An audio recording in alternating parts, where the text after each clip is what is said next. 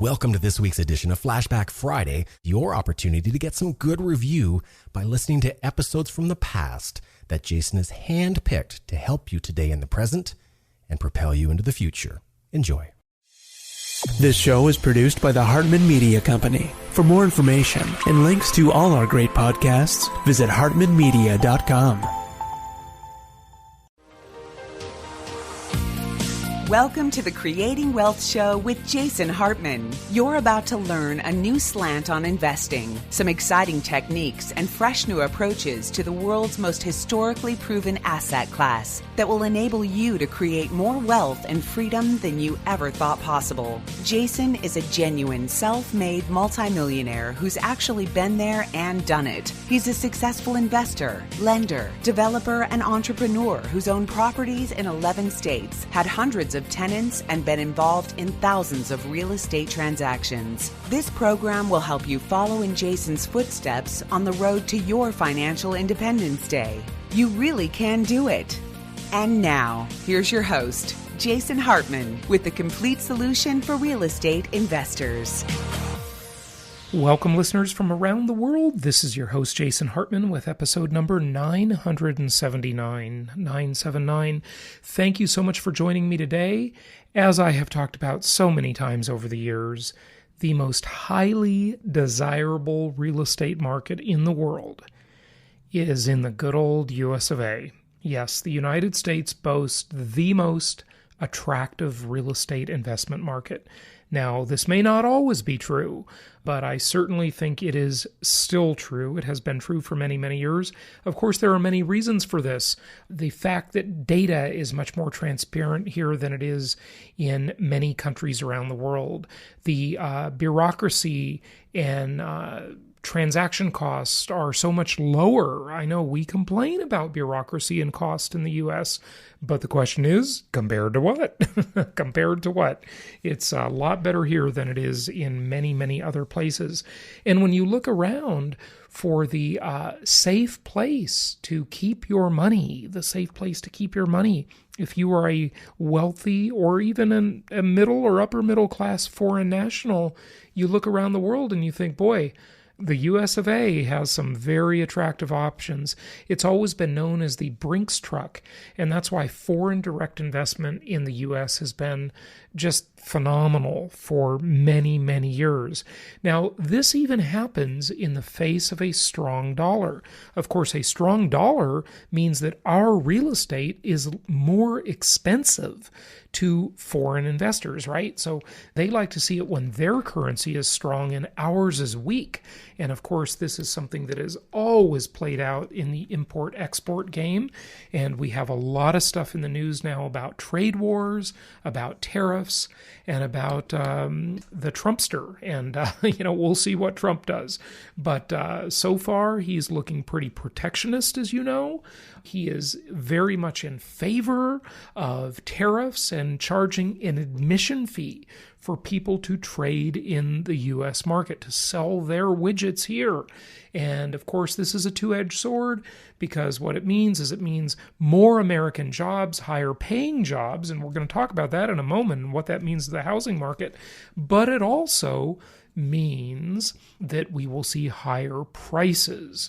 And I've talked about this extensively and why I think this only moderately protectionist policy is actually the best deal for Americans, right? It has all kinds of impacts and ramifications and intended as well as unintended consequences around the world, but it is really the best deal for Americans. So we'll see how it all plays out.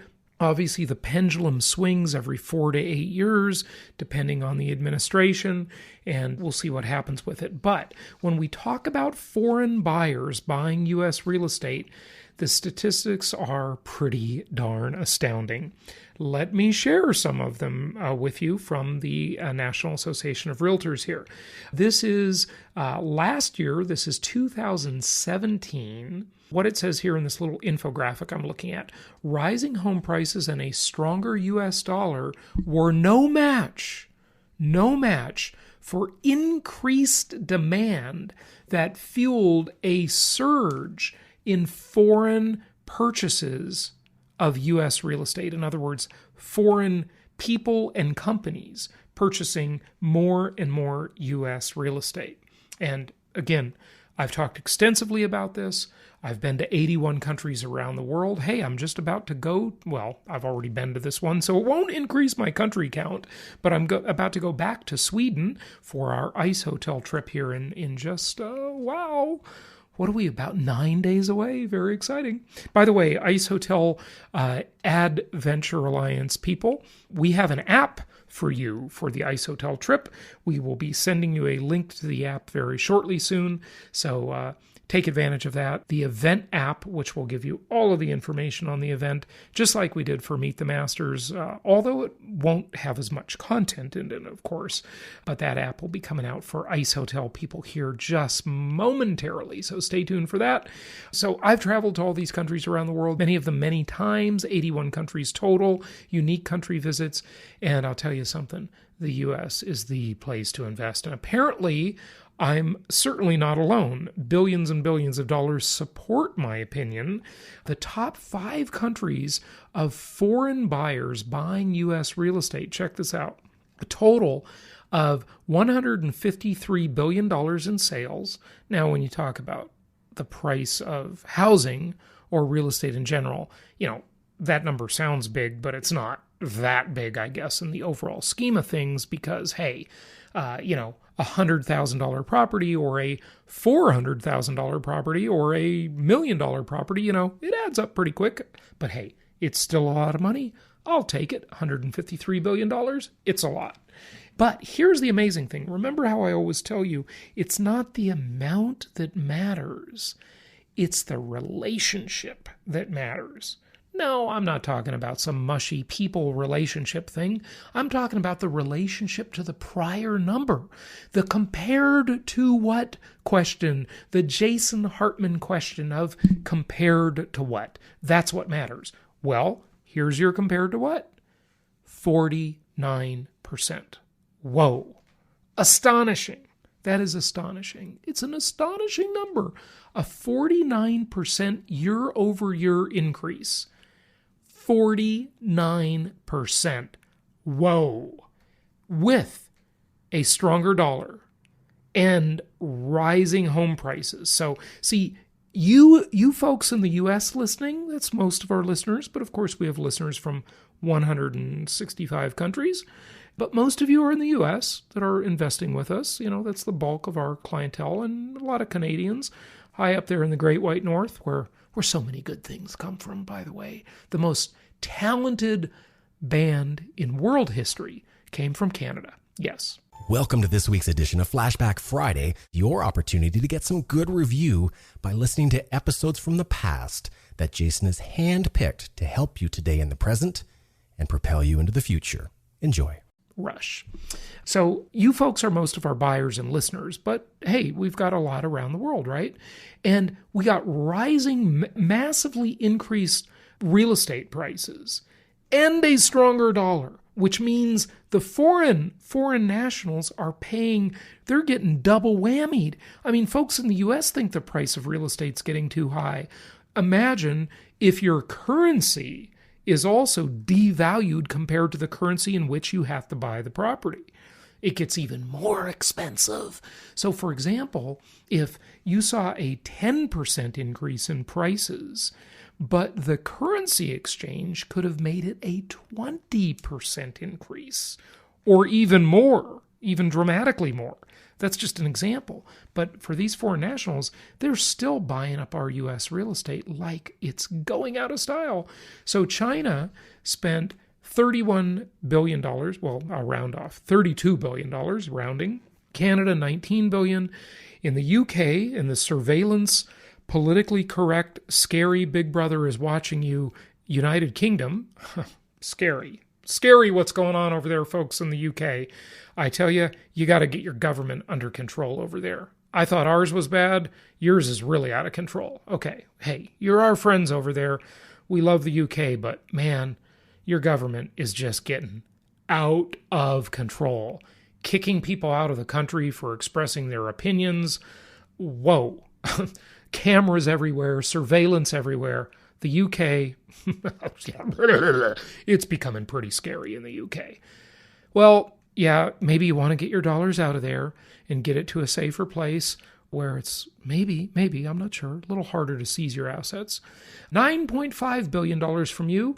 From Mexico, obviously a scary country where the government is, you never had much in the way of rights over there. At least the UK pretends to have rights.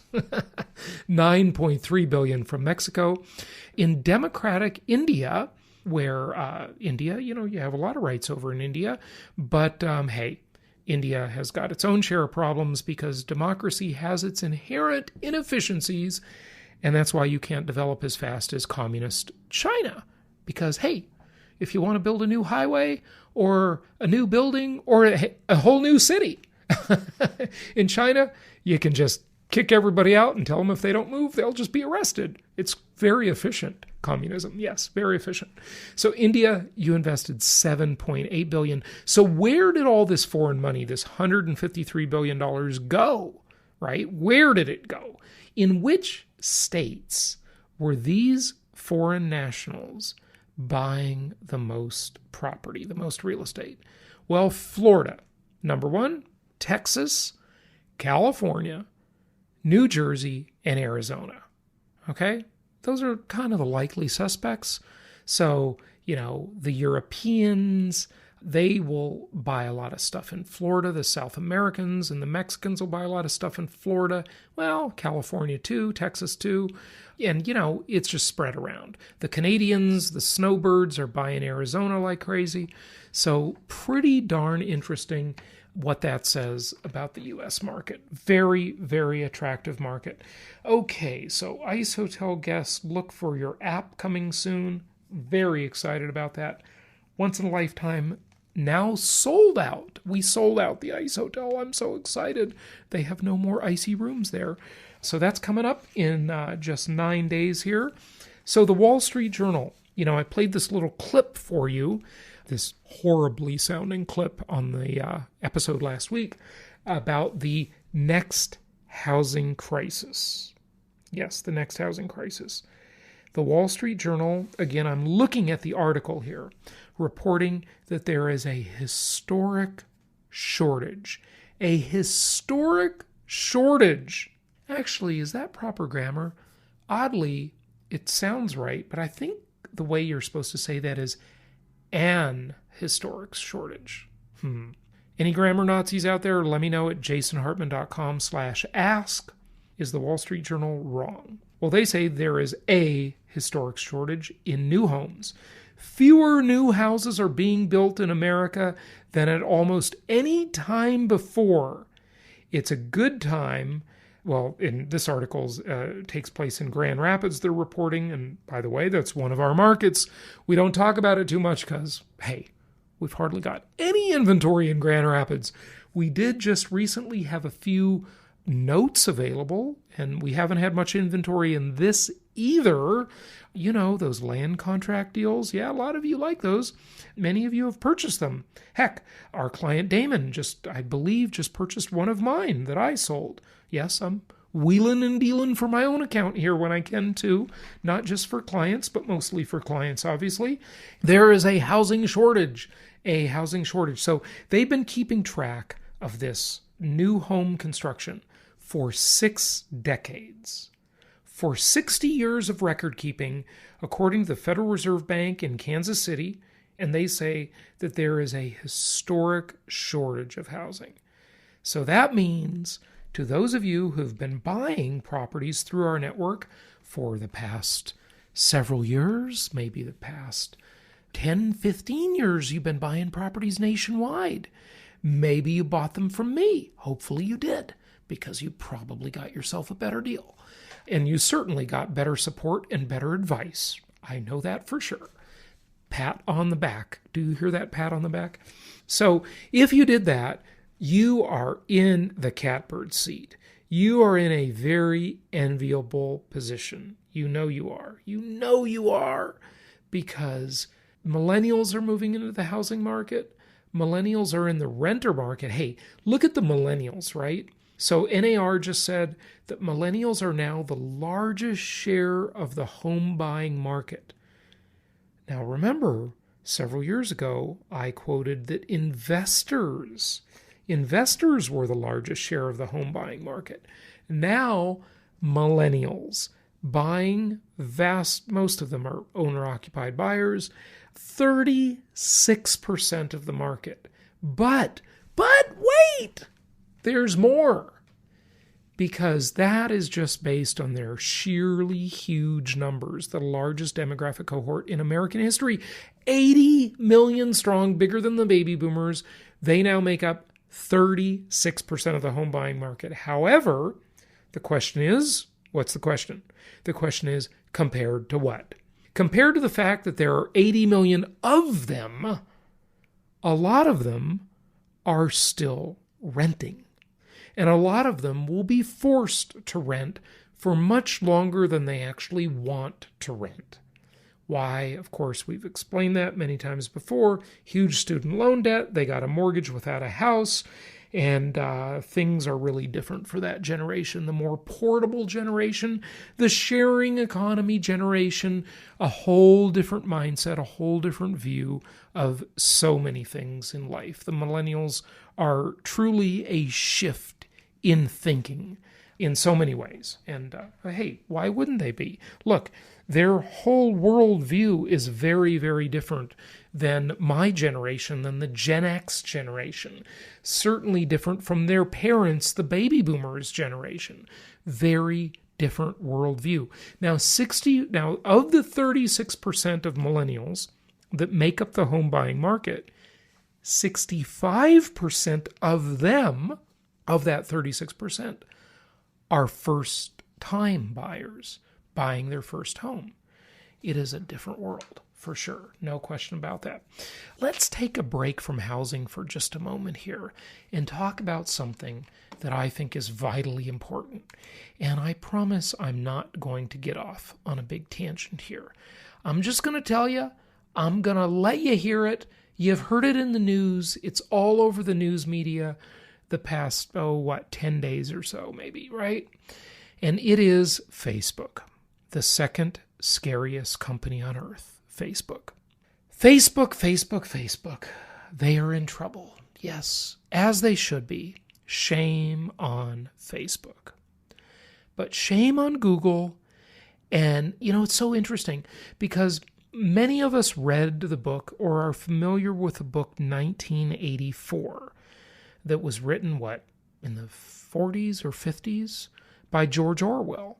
This Orwellian future that many of us were rightfully so concerned about and rightfully should be so concerned about. The interesting thing is, it didn't quite happen the way Orwell predicted it, but it certainly happened. Now, if you live in London, it's definitely happened that way. The government is your big brother over there. The most cameraed, surveilled, scary city, possibly on earth, London, right? Right. Because the thing that's scary about it is it's a wolf in sheep's clothing. It purports to be a democratic place, right?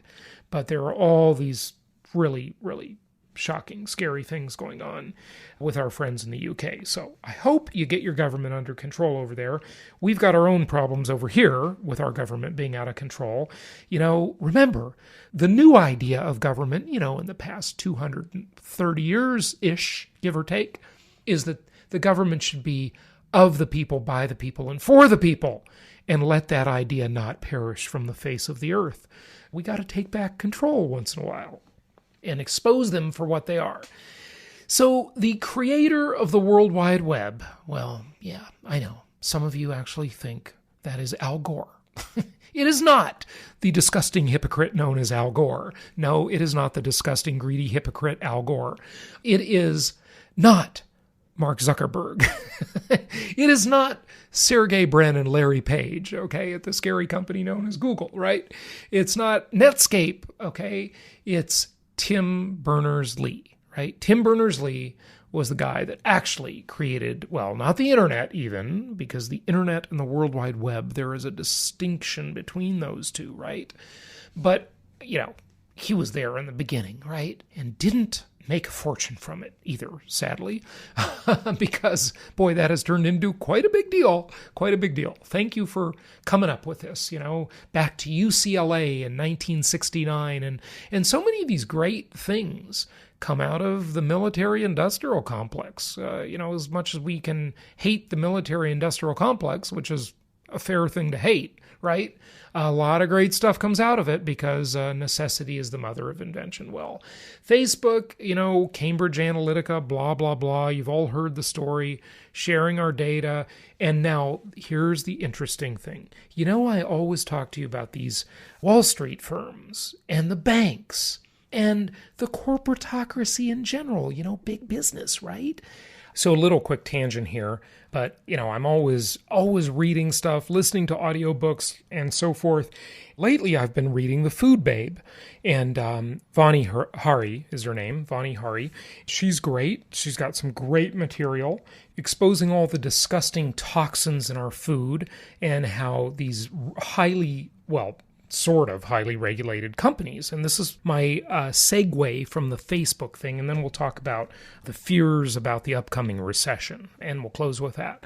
The interesting thing is Facebook says they know that they're going to be regulated, right? And Google secretly would love to be more regulated, right? Because this is what happens with the food companies, the pharmaceutical companies, Wall Street, the bankers, they all secretly pray for more regulation. Why do they do that? It's counterintuitive. They do it because they know that more regulation and regulatory compliance burden can be afforded by them. They can afford it, right? They can afford it, no problem. Yet the new player that wants to come in and be the next Facebook or Google or the next Goldman Sachs, or the next Merrill Lynch. They can't afford the cost of compliance, so they are kept out. So Facebook gets to put a huge wall. Yeah, just like the wall Trump wants to build at the border. Oh, God forbid, a country has the right to protect its border. Listen, I'm no Trump fan. You know that, okay? But, seriously, this is just logical. Don't countries get to protect their borders? Other countries do, but not the U.S. That's evil. You can't do it. So here we've got Zuckerberg and Sheryl Sandberg saying, well, we know that we're going to face some regulations. Well, your companies, you've either got to, and listen, as a libertarian, I can't believe I'm saying this sometime, but either these companies, these big giant tech companies, need to be split up under antitrust violations, or they need to be regulated like boring public utilities. It's one or the other. I don't see another solution because they are abusing us left and right. Google, scariest company on earth. Facebook, second scariest company. I don't know. Maybe I should flip-flop the ranking there. We certainly love their products. We all use them probably. I sure do. And I love the innovation. But I'm telling you, these companies scare the crap out of me. Okay? So the Food Babe, I thought of this quote the other day and I put it on my Facebook. Got a lot of response from it. The quote for the day is, and really think about this. Think about it, but don't let it happen to you, okay? Because it's happening to all of us. Try and limit the damage. Here it is. Our bodies are being used as toxic waste dumps for food and pharmaceutical companies. Our bodies are being used as toxic waste dumps for food and pharmaceutical companies. We are their guinea pigs. And hey, lest we forget, alcohol and tobacco companies also doing the same thing. So don't let it happen.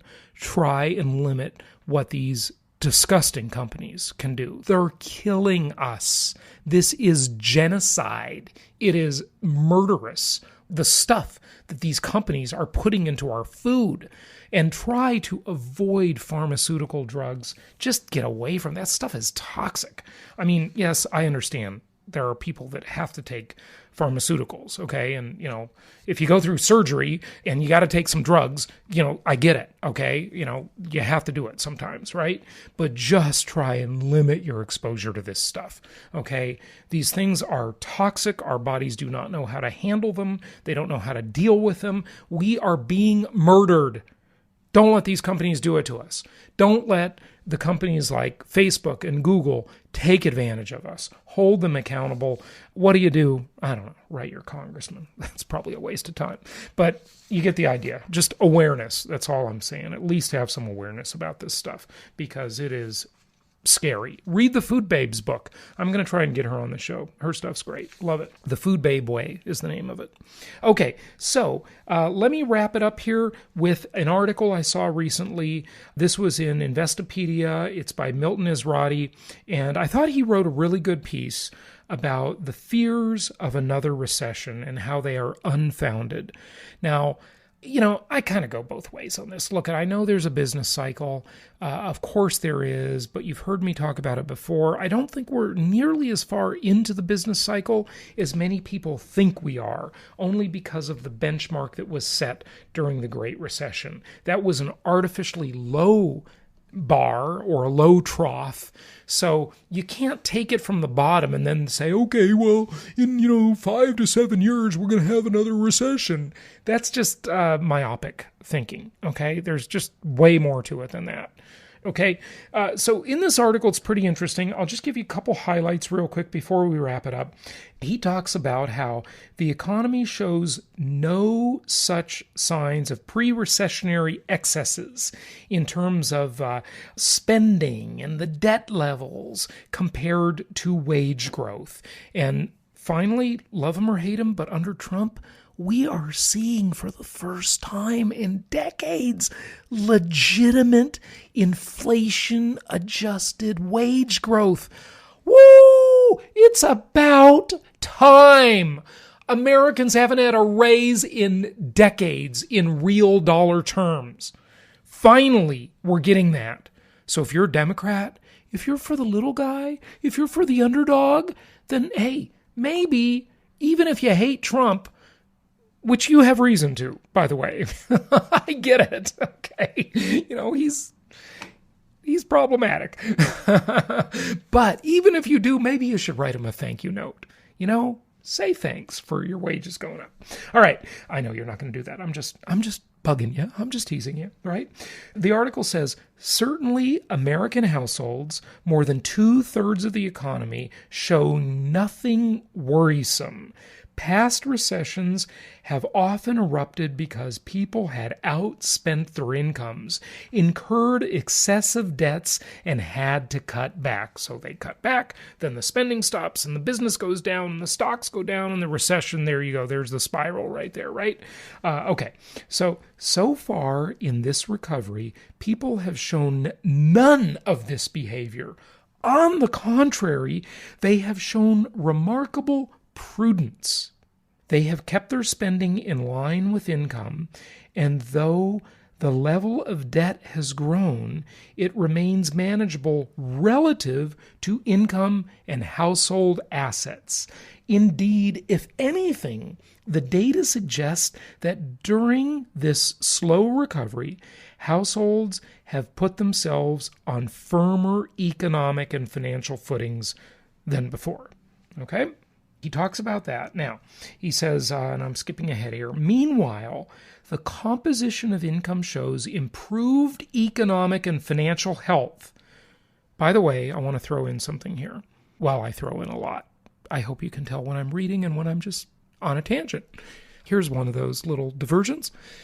FICO scores. Remember we talked about that on a prior episode, that FICO scores are at the highest level they've been in many, many years. The average FICO score now is phenomenal, right? Okay, so that's another component of it, because credit, the ability to borrow, is an asset. And by the way, if your FICO score is too high, you are making a mistake because you're not using enough of your ability to borrow and secure more assets with that borrowing power. Okay, if you don't use it, you lose the benefit. If you use it or lose it, right? You lose the benefit of it. So go buy some more properties, okay? Buy some more properties and leverage them. All right. Meanwhile, the composition of income shows improved economic and financial health. Wages and salaries have outpaced other sources of income, growing more than 3.5% a year during this time. Wages and salaries in the private sector have done even better, growing at 3.8% per year. At the same time, reliance on government income support programs have lost significance. I'm clapping, yes, thank you. The welfare state is getting reined in a little bit because we don't have Obama, the food stamp president, right? Okay, so income flows from unemployment insurance, for instance, have fallen almost 60%. 60%. What else does he say? Go to the next page here. Household finances have improved accordingly. For sure, Federal Reserve data shows that almost 6.5% growth in household debt during the last 3 years to a level of $15.2 trillion, long ago passing previous highs. Okay, so hang on a second. Remember, you always got to adjust for inflation. Don't forget that. Don't forget that. Okay, never forget that. By the way, in Al Gore's Inconvenient Truth movie, the inconvenient lie that he doesn't tell you, one of the many, is he doesn't adjust for inflation. How convenient.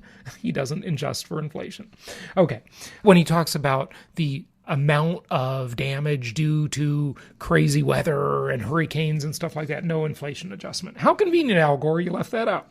But incomes have grown much faster than the annual overall income in this country has risen, actually from 103% of outstanding debt in 2014 to about 108% at last count.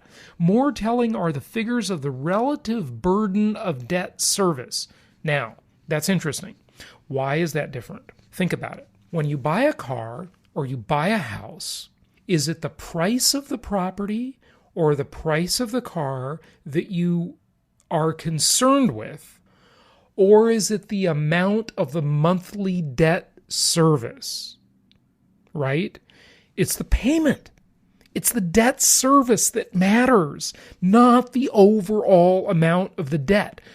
Well, the overall amount of the debt does matter. It just doesn't matter as much. It doesn't matter from a budgeting perspective like the overall amount of the debt. When does the overall amount of the debt start to matter? Well, when you want to sell the asset.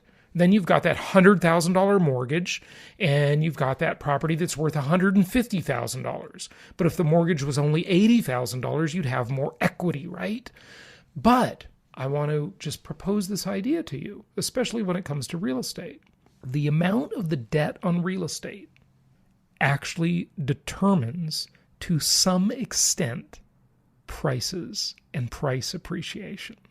That's a Hartmanism. Just think about that. I don't know if I've ever said it before, but I've certainly noticed it. When I was in traditional real estate and I would go over and list a home that a seller wanted to sell, they would always make the decision on whether or not they could even sell and what price they were willing to sell for based on the amount of debt they had on the property.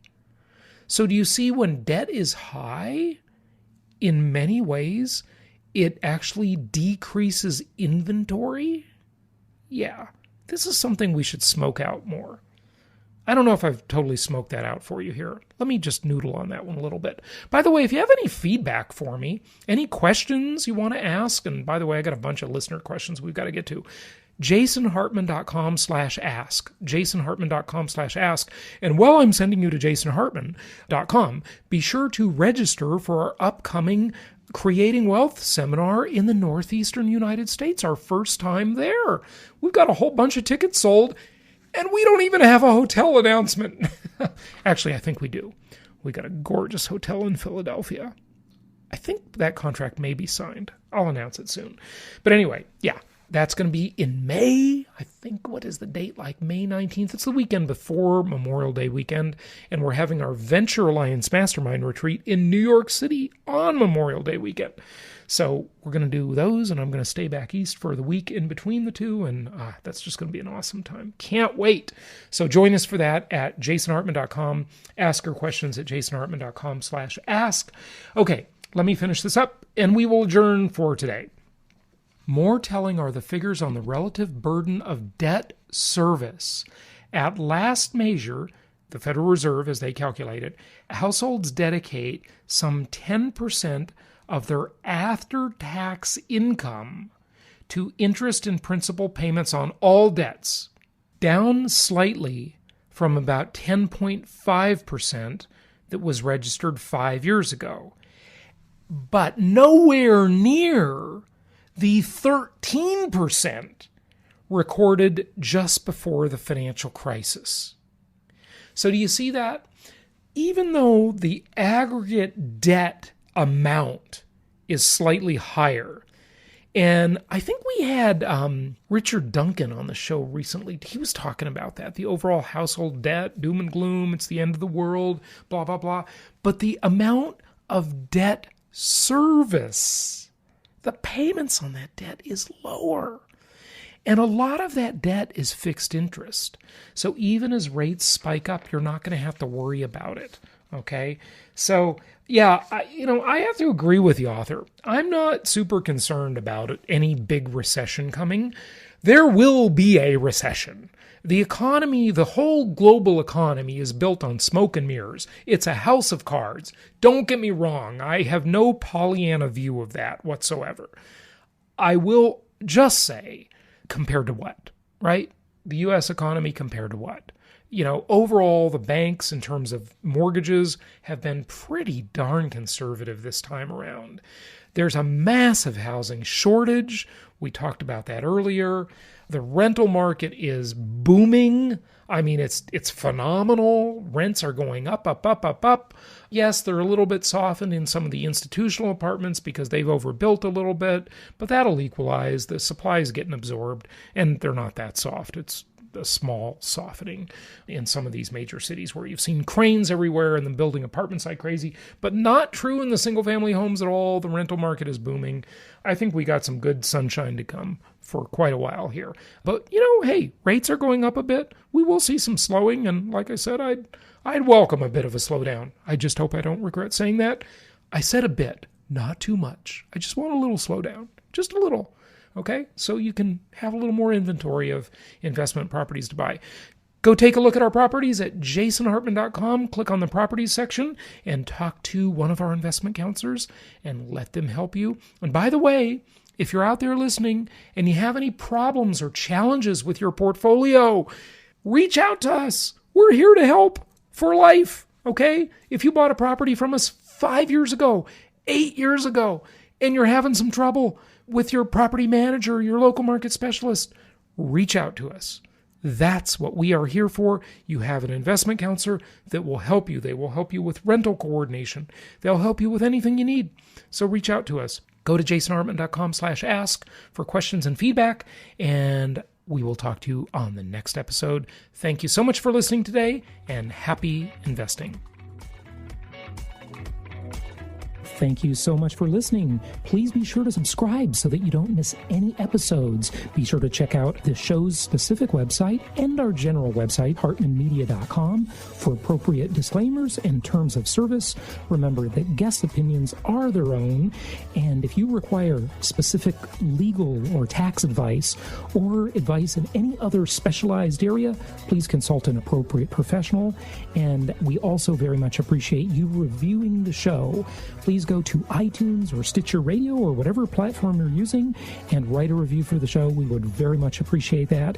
And be sure to make it official and subscribe so you do not miss any episodes. We look forward to seeing you on the next episode.